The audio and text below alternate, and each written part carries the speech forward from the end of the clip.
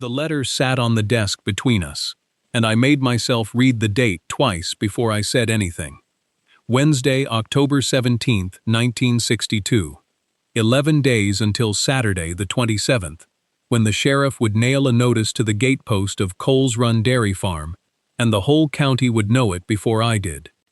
The office smelled like pipe tobacco and floor wax, and the radiator under the window ticked in a way that made me want to fix it, which was a strange thing to think about while a man was telling me my life was over. 11 days, he said again, like I hadn't heard him the first time, like I was slow instead of just quiet. He had his elbows on the blotter, and his fingers laced together, and he looked at me the way you look at a calf that's wandered into the wrong pen. I'll be straight with you, son. Farms like your grandfather's don't get saved. Not by a man my age with the equipment for it, and sure as anything, not by a boy of 18 with no note, no capital, and a herd that's down to 11 head. 12, I almost said, but I didn't correct him. Bramble didn't count for much to anybody but me. Outside his window I could see the courthouse square, the flagpole, a Ford pickup idling at the curb with its exhaust curling up gray into the cold. Somewhere behind me a typewriter was going, and a woman laughed at something, and none of it had anything to do with the numbers scrawled at the bottom of the page in front of me. $4,380, past due, plus interest accruing daily. Mr. Halloran, I said, that number doesn't sit right with me. He almost smiled. Not unkind, exactly. The way a man smiles at a joke he's heard before, and doesn't feel like laughing at again. Son, I've been at First Agricultural Trust of Marsh County going on 19 years. I watched your grandfather sign that note myself, back in '48, for the baler and the used farmall. I know every figure on that page better than you know your own name. Then you'll know if I find something wrong with it. He leaned back in his chair, and the leather creaked, and outside the radiator ticked twice more like it agreed with him, instead of me. There's nothing to find. There's a debt, and there's a date, and there's a boy who ought to be thinking about selling off what stock he can, and getting himself a job at the co-op before winter, instead of standing in my office arguing arithmetic. I folded the letter along its crease, the one already gone soft from being carried in my coat pocket since Monday, and I put it back inside against my ribs where I could feel the shape of it through my shirt. 11 days, I said, not because I believed I had a plan, but because I needed to hear the number out loud in my own voice instead of his. He nodded, satisfied, like a man closing an account. I walked out past the typewriter and the laughing woman, and into the gray Wisconsin afternoon, and I did not yet know that the thing that would save the farm was standing in the north pasture, bawling at a door I hadn't opened in 10 years. The truck started on the third try, the way it always did since the carburetor work my grandfather never finished, and I sat there in the co-op parking lot letting it idle rough while I did the arithmetic on my fingers like a child, because that was easier than doing it in my head. 10 days now. The letter said the 11th from the date it was typed, and one of those days had already burned itself out arguing with a man behind a desk. My grandfather died on a Monday, the 3rd of September, out past the equipment shed with a hay hook still in his hand, and no sound loud enough to bring anyone running in time. I was the one who found him, home from working a neighbor's threshing crew 3 miles east, and I remember the light was doing that late afternoon slant through the popple trees that makes everything look like it's already a memory before it's finished happening. He was 61. The doctor in town said his heart, and that was the whole explanation anybody ever gave me, as if a man's whole life could be settled with 2 words and a signature. The farm came to me 11 days after that, once the county clerk sorted out that there was no one else left to give it to. No brothers, no other children. My own father already 12 years in the ground from a tractor rollover I was too young to properly remember. 60 acres, 22 head of cattle, a barn my great-grandfather raised in 1911, and a debt I didn't know existed until the bank's letter came typed on onion skin paper, thin enough to see the desk through. Nobody asked if I wanted it. Nobody asks that about land. What they did ask, over and over, at the feed store and after church and once right there in the bank lobby, was whether I could run it. A boy of 17, they said, though I'd turned 18 that October, and told them so every time, as if the extra year mattered to men who'd decided already. The mornings didn't care what anyone decided. 4:30 came the same whether I was ready for it or not. The milking, 22 cows moving through stanchions, built for my grandfather's hands, not mine yet, though they were getting there. The barn smelled the way it always had, manure and hay dust and the particular sourness of the separator room. And some mornings I'd stand there with my forehead against a cow's warm flank and just breathe it in, because it was the one thing in my life that hadn't changed shape since he died. Bramble was different from the others. She always had been. Sway-backed, one horn broken short, a scar along her left shoulder nobody could explain. A Guernsey my grandfather kept long after she'd stopped earning her keep in milk, and the only animal on the place who still watched the lane, like she expected him to come walking up it. The list came on a Tuesday, the 23rd of October, folded into my mailbox, alongside the Farm Bureau newsletter and a bill from the Wilhelm Feed and Grain Company, for 6 sacks of scratch I hadn't ordered myself, but couldn't return either.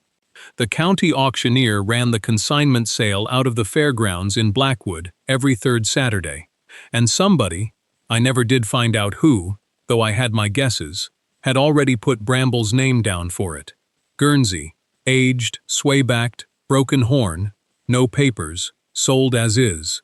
9 days until the sale.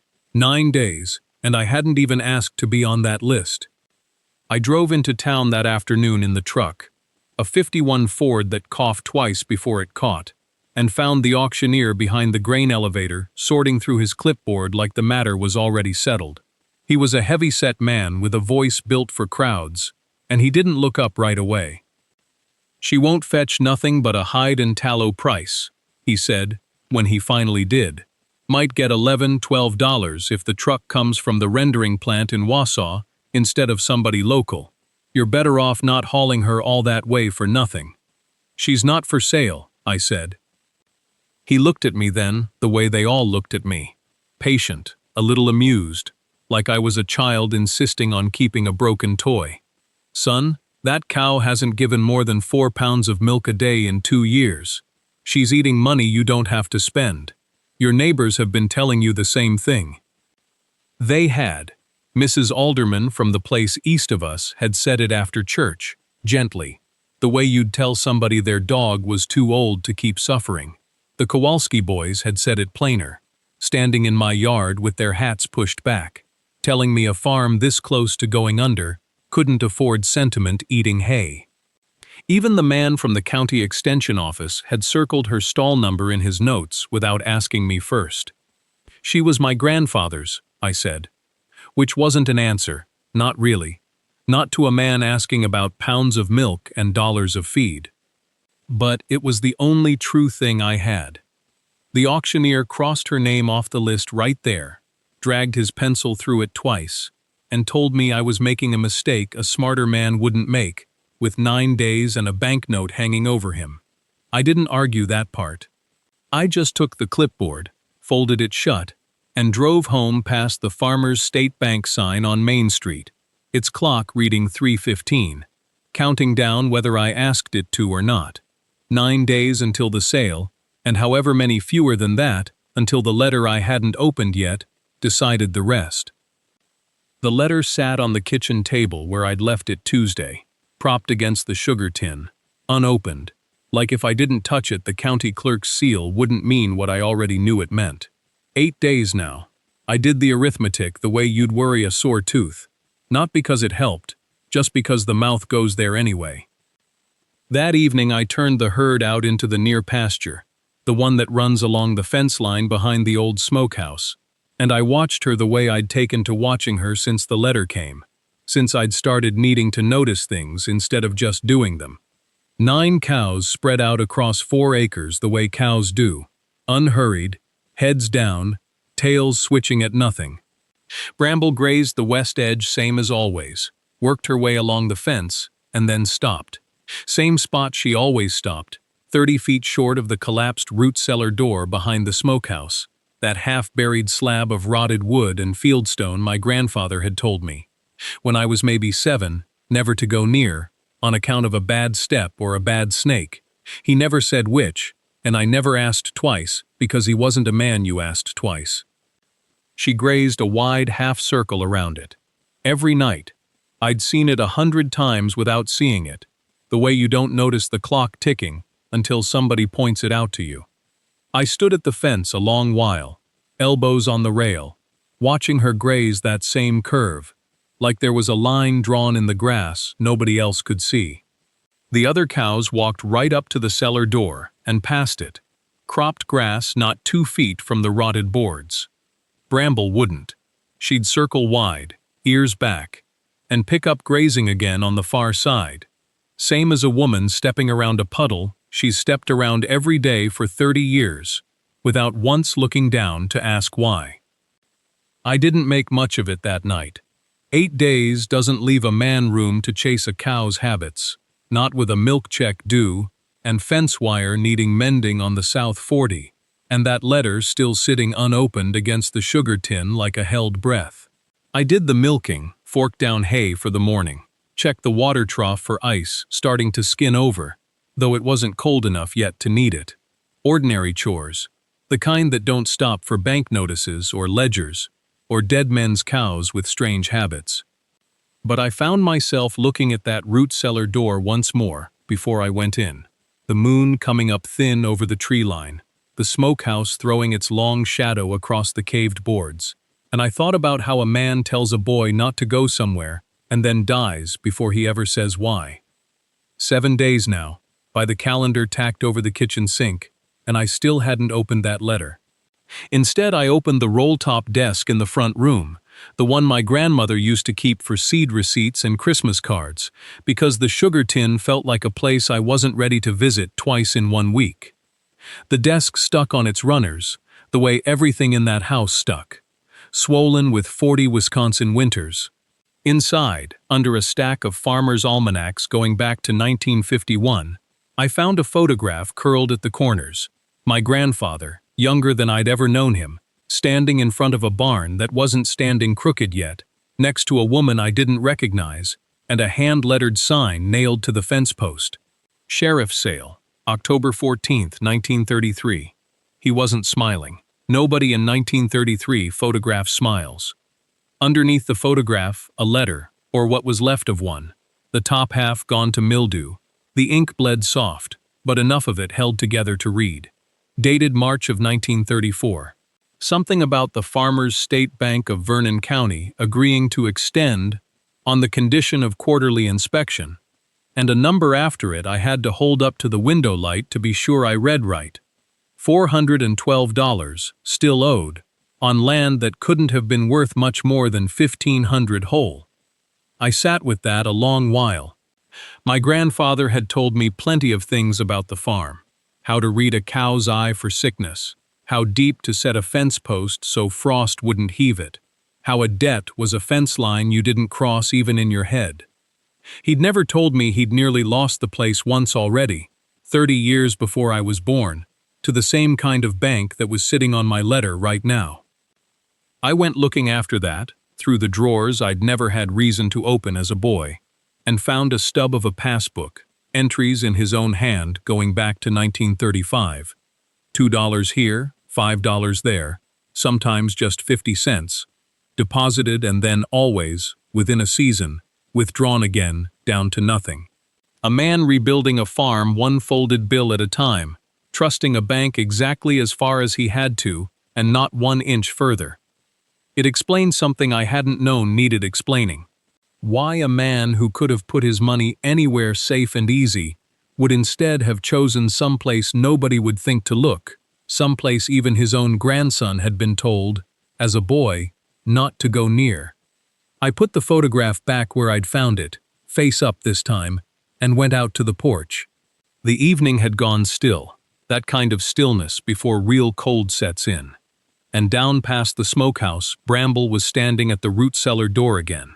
Not eating, not moving. just looking at those caved boards like she was waiting on somebody to finally understand what she'd been trying to tell me for a week. A car came up the drive the next morning before I'd finished the milking, tires crunching gravel, slow and deliberate, like the driver wanted to be heard arriving. I knew the Buick before I saw the man get out of it. Dove gray, white walls, the kind of car nobody around Pepin County drove unless the bank paid for it.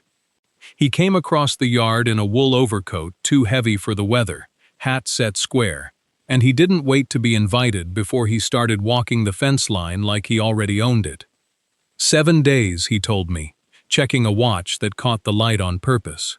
7 days before the county posted the notice, and did I understand what that meant for a boy alone, out here with 60 acres, and no money behind him? He said it kindly, the way a man says something he's said 100 times, to 100 different families, each one thinking they were the exception.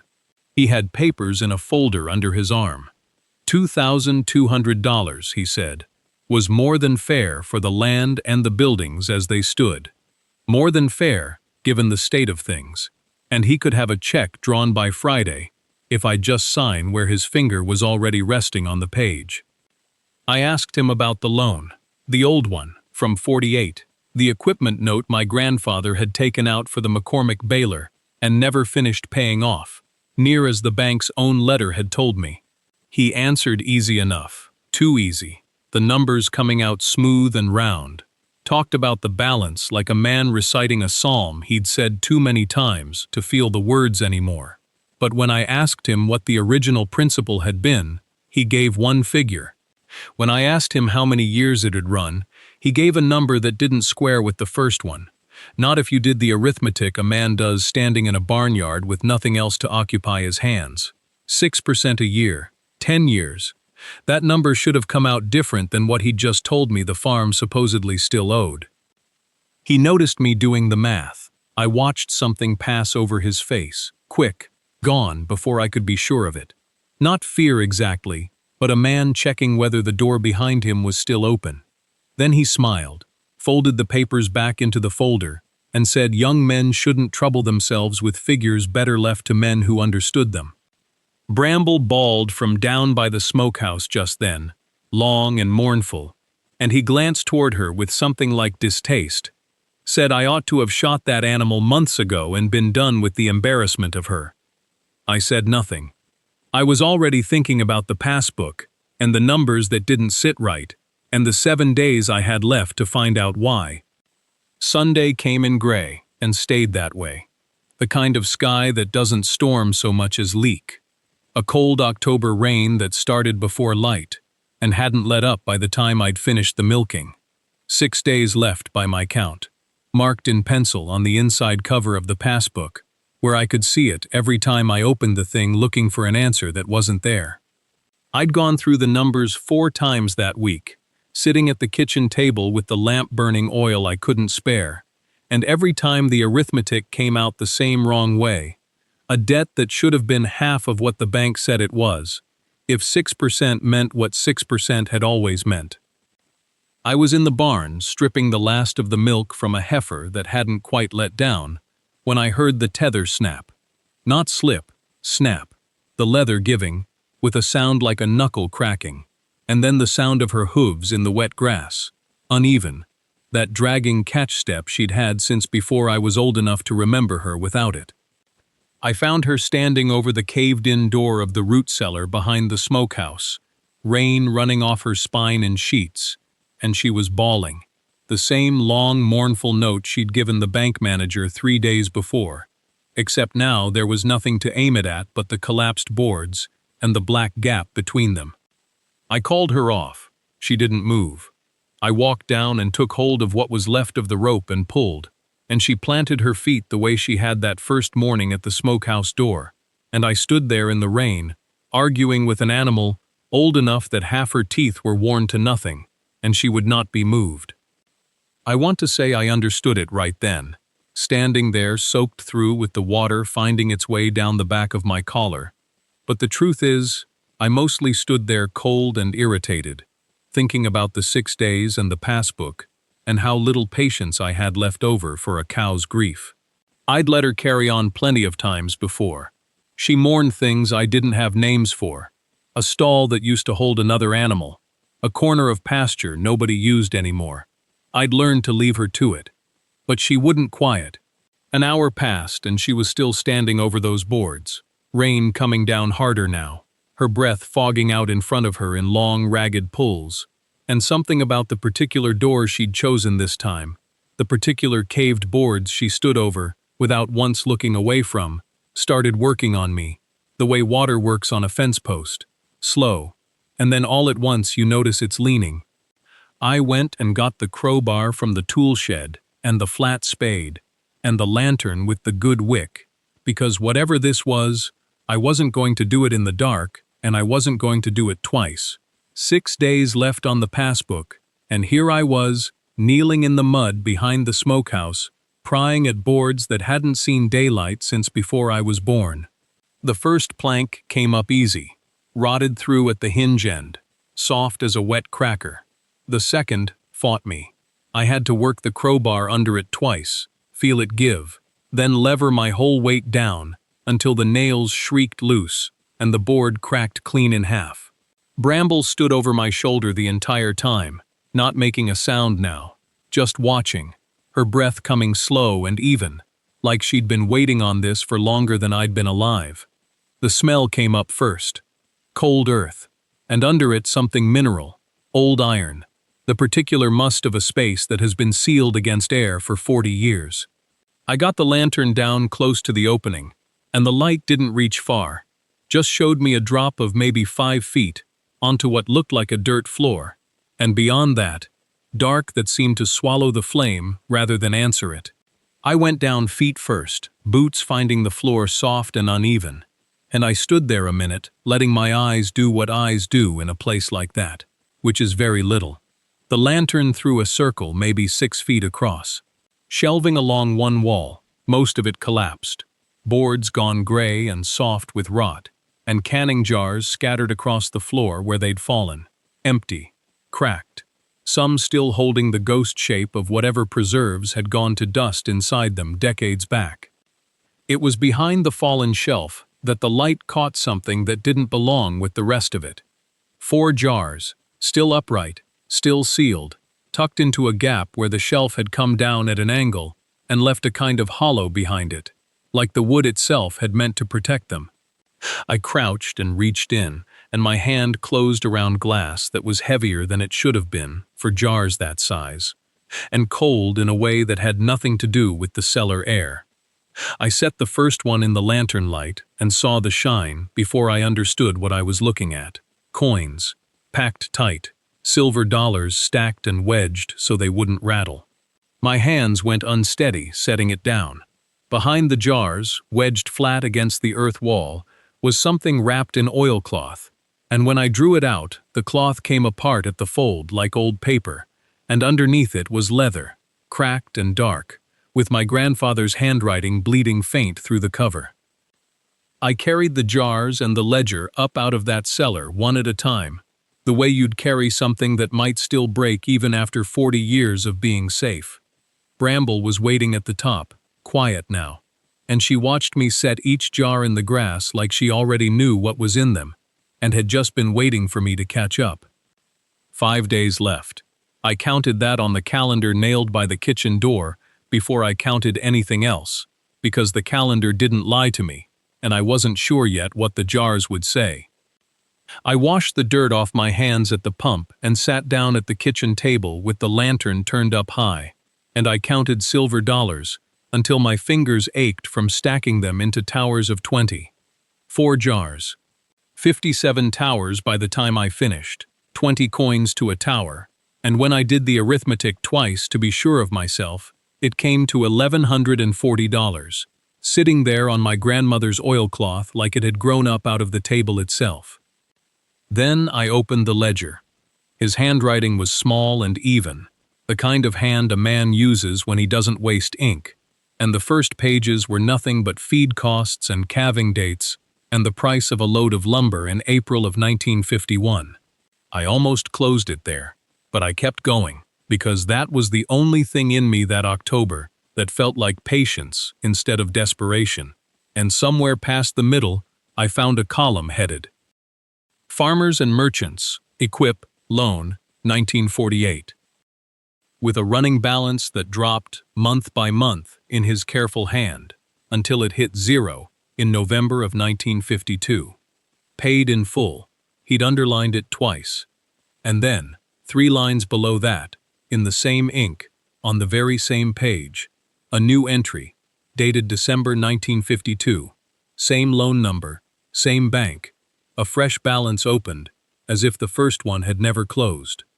I sat with that a long while, the lantern hissing, the coffee gone cold at my elbow. I went and found the bank's foreclosure notice, where I'd left it folded in my coat pocket and laid it flat next to the ledger, side by side under the light, and read the loan number on both, twice, to be sure my eyes weren't doing something my heart wanted them to do. They matched. 10 years. Twice a year, sometimes more. The same debt, paid down to nothing, and then quietly born again on his own page, like a debt that wouldn't die because somebody needed it not to. I looked up at the window, dark and empty, and past it toward the barn where Bramble stood at the fence line, watching the house the way she'd watched that cellar door for 4 days straight. 4 days. That was the number I kept turning over as I drove the truck down County Road 9 the next morning, the ledger wrapped in a flour sack on the seat beside me, like something that might spill. Mrs. Halverson's place sat 1.5 miles past the Lutheran church, a white farmhouse with a porch swing nobody swung anymore, since her husband passed in '58.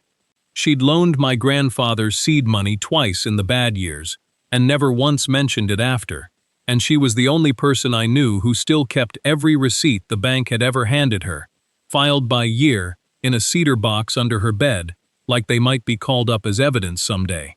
She poured coffee without asking if I wanted it, and sat across the kitchen table, while I laid the ledger open next to the foreclosure notice. She didn't say a word for a long time. She just ran her finger down the columns, her reading glasses low on her nose, humming the way she did when she was doing sums in her head. "Same thing happened to me in '55, she said finally. Told me my mortgage was short $40 after I'd paid it clean. I argued it down myself, but I had my receipts." She got up, slow on her hip, and came back with the cedar box, and we spread her old bank slips across the table beside my grandfather's numbers. Same teller's initials some months. Same rounding. Always in the bank's favor, never the farmer's. "He's done it to more than your grandfather," she said, and there wasn't any surprise in her voice, only the tired certainty of a woman who'd watched a county get quietly picked apart for years. I asked her what I should do, half expecting her to tell me to go in swinging the ledger like a weapon. Instead, she folded her hands and looked at me the way she might have looked at her own son, if she'd had one. "You don't walk in there alone with a piece of paper, Wyatt. A boy alone with proof is just a boy with a story. You need people standing next to you who the bank has to answer to, whether they like it or not." She named the county agricultural agent first, a man named Halbrook, who signed off on every farm loan in 3 townships. Then she named 2 neighbors whose word carried weight at the Grange Hall. Men who'd sat across from that same bank manager and come away with a bad taste more than once. "Get them in the room," she said. "Let him look at more than just you." I drove home with the ledger back in its flour sack, 4 days shrinking to 3 in my head before I'd even reached the mailbox, already working out who I'd ask first. Wednesday, October 24th, came in gray and still, the kind of morning where the frost doesn't burn off till 9. I loaded the 4 jars into a milk crate lined with an old horse blanket so they wouldn't clink and rattle themselves into chips, and I set the ledger on top, wrapped in the same flour sack it had come out of the cellar in. Halbrook met me at the feed store at 8:15, wearing his good coat, and the 2 neighbors, one of them the man who'd offered $45 a head for my whole herd back in September, the other, a widower who'd banked at that same counter for 30 years, followed in a second truck. We walked in together, 4 of us, and the girl at the front desk looked up like she already knew this wasn't a deposit. The manager came out of his office, smiling, the way he always smiled, like the room owed him something. That smile held for about the length of time it took me to set the crate on the counter and start pulling out jars, one at a time, lining them up like a man setting up dominoes. It held through the first page of the ledger. It did not hold through the second. I laid the columns out flat, the loan number, the dates, the amounts, side by side with the numbers off his own foreclosure notice, the ones his own bank had typed. Same loan, paid twice a year, every year, for 10 years past the date my grandfather's own hand had marked. Satisfied. In ink gone brown with age. He said it was an old file, said there must be some confusion, said he'd need to check with the main branch in Madison. Halbrook didn't raise his voice. He just asked, plain as asking about the weather, whether the bank would rather sort this out here, this morning, or have a state examiner come down from Madison and sort it out for them. I noticed the manager's collar was too tight for his neck. I noticed his hand went to the ledger and then pulled back from it, like it was hot. Nobody said anything for a while. The clock on the wall ticked through it, and I found myself counting the seconds instead of breathing. 3 days boiled down to 1 long minute in a room that smelled like floor wax and old coffee. Then he reached for his pen, and I watched his hand shake just slightly as he started to write. He voided the note right there on a form he had to ask his own teller to bring him, because he didn't keep them at his desk, not being a man who expected to need one. He credited the account for the over-collection, all of it, in a number that made the county agent let out a breath through his nose that was almost a laugh. When the figures settled, the farm didn't just clear the mortgage. There was money left over, enough to fix the smokehouse roof and buy seed corn come spring, and put new shoes on a gelding that had been getting by on baling wire and hope. I signed where he told me to sign. He didn't shake my hand, and I didn't offer it, and that seemed like the honest way to leave it. Bramble never went to auction. She never went anywhere. She spent that whole winter and everyone after it exactly where she pleased, which was mostly the south pasture fence line, where the morning sun hit first, and nobody in the county ever again suggested she was worth more dead than standing. She got old the way old cows get old, slow and stubborn about it.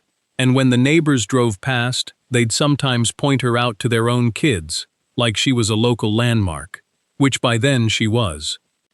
It's April now, 8 months since that morning in the bank, and the ledger sits where it always sat, in the drawer under the kitchen window.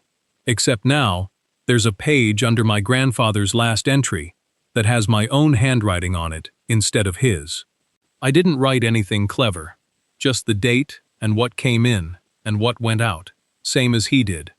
Because that's the only thing I ever really learned from him, that the truth of a place is kept in small numbers, added up honest, year after year. If you've been told you're too young for something, too green, too soft for the work in front of you, I'd only say this: go look in the drawers nobody's opened in 40 years. Go listen to the animal nobody else will handle. Sometimes the thing everyone tells you to get rid of is the only one paying attention to what's buried under your own barn. My grandfather knew that long before I did. He just didn't live long enough to say it out loud, so he left it where I'd have to find it myself. If this is the kind of story you'd want more of, stay around and tell me in the comments what's sitting in your own family's drawers, waiting.